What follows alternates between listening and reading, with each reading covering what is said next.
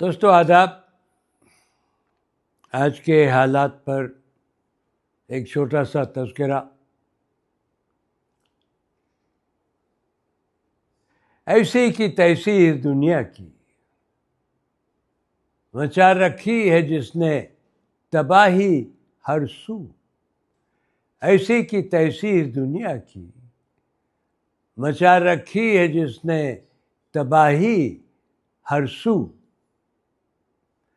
शांति का कहीं नामो निशान नहीं साहिल, और उसी की है ये जुस्तजू।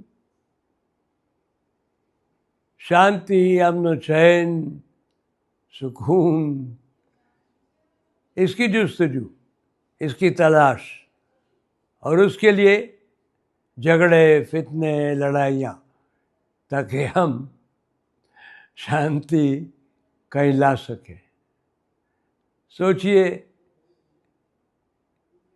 इससे ज़्यादा, इससे बड़ी कोई पहेली, कोई मुअम्मा हो सकता है? शुक्रिया।